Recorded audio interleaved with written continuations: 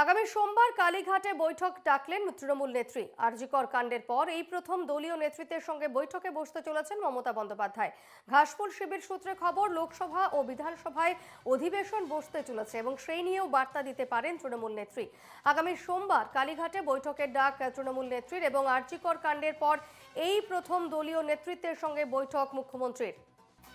এই মুহূর্তে আমার সঙ্গে সরাসরি রয়েছেন প্রতিনিধি রণজয় মুখোপাধ্যায়। রণজয়, আগামী সোমবার কালীঘাটে বৈঠক ডেকেছেন মুখ্যমন্ত্রী, মূলত কি কি বিষয় নিয়ে এই বৈঠকে আলোচনার সম্ভাবনা রয়েছে? দেখো দীপর্ণা, আগামী সোমবার দিন 25শে নভেম্বর তৃণমূল সুপ্রিমো মমতা বন্দ্যোপাধ্যায় বৈঠক ডেকেছেন তার বাড়িতে। বিকেল বেলায় কালীঘাটে জাতীয় কর্মসমিতির বৈঠক ডেকেছেন। অত্যন্ত গুরুত্বপূর্ণ এই পরিস্থিতিতে বৈঠক। প্রথমত হচ্ছে আরজিকর কাণ্ড, আরজিকর পরিস্থিতির পর এই প্রথম দলীয় নেতৃত্বের সঙ্গে মিটিংয়ে সামিল হতে চলেছেন তৃণমূল সুপ্রিমো মমতা বন্দ্যোপাধ্যায়। তুমি জানো যে 3-4 মাস ধরে তৃণমূল কংগ্রেস এবং সরকারের প্রতি যে আন্দোলন হয়েছিল, তাদের বিরুদ্ধে যে আন্দোলন হয়েছিল, তাদের মতে তাদেরকে মেলাইন করার চেষ্টা করা হয়েছিল সরকার এবং শাসক দল তৃণমূল কংগ্রেসকে।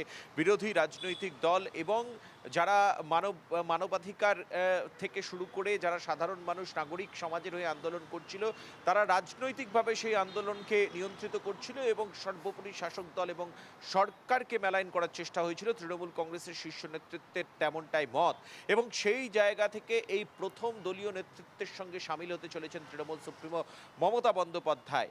দ্বিতীয়ত যে বিষয়টা, একদিকে শীতকালীন অধিবেশন শুরু হচ্ছে দিল্লিতে পার্লামেন্টে এবং বিধানসভায় কলকাতায় শুরু হচ্ছে আগামী সোমবার দিন থেকে। আজকে অল পার্টি মিটিং রয়েছে এবং সেই জায়গায় বিভিন্ন ইস্যুতে একদিকে তৃণমূল কংগ্রেসের রাজ্যসভা লোকসভার সাংসদরা কিভাবে দিল্লি পার্লামেন্টে তারা তাদের মতামত প্রকাশ করবে, বিরোধিতার জায়গায় যাবে, ওয়াকফ আইন থেকে শুরু করে বিভিন্ন বিষয়, এবং এই বিধানসভায় যারা বিধায়ক রয়েছেন, মন্ত্রী রয়েছেন শাসক দলের, তাদের ভূমিকা কি হবে সেই নিয়েও কিন্তু প্রাথমিক বার্তা দেওয়ার কথা রয়েছে এই জাতীয় কর্মী সমিতির বৈঠকে তৃণমূল সুপ্রিমো মমতা বন্দ্যোপাধ্যায়। সূত্রের খবর তেমনটাই।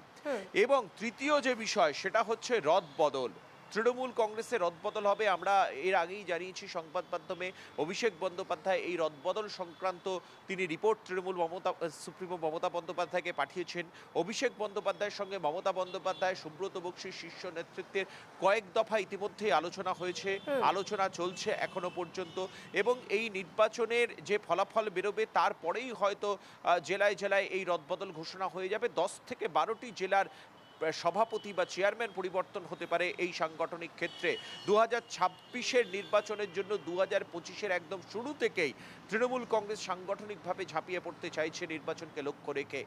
এই তিনটে বিষয় কিন্তু মূল প্রাধান্য পাবে কালীঘাটে আগামী সোমবার 25শে নভেম্বরের বৈঠকে। সূত্রের খবর তেমনটাই এবং সেই জায়গা থেকে আরজিকর ইস্যুতে ফের মমতা বন্দ্যোপাধ্যায় সেই বৈঠকে কি বার্তা দেবেন, তাদের দলের নিজস্ব দলের যারা সাংসদ রয়েছেন, বিধায়ক রয়েছেন, দলীয় সংগঠনে যারা রয়েছেন, তাদেরকে কি বার্তা দেবেন সেটা কিন্তু অত্যন্ত গুরুত্বপূর্ণ। কারণ 2025 সাল থেকেই শুরু থেকেই তৃণমূল কংগ্রেস যেভাবে সাংগঠনিকভাবে প্রস্তুত হয়ে মাঠে নামবে কোমর বেঁধে, যে রণকৌশল ইতিমধ্যেই তৈরি হয়েছে, অভিষেক বন্দ্যোপাধ্যায়, মমতা বন্দ্যোপাধ্যায় ইতিমধ্যেই তারা তৈরি করে ফেলেছেন এবং সেই জায়গা থেকে আগামী সোমবারের বৈঠক এই বিষয়গুলোকে সামনে রেখে অত্যন্ত গুরুত্বপূর্ণ এবং সেদিকেই তাকিয়ে রয়েছে রাজনৈতিক মহল। সূত্রের খবর তেমনটাই। দীপর্ণা, বেশ, ধন্যবাদ রণজয়।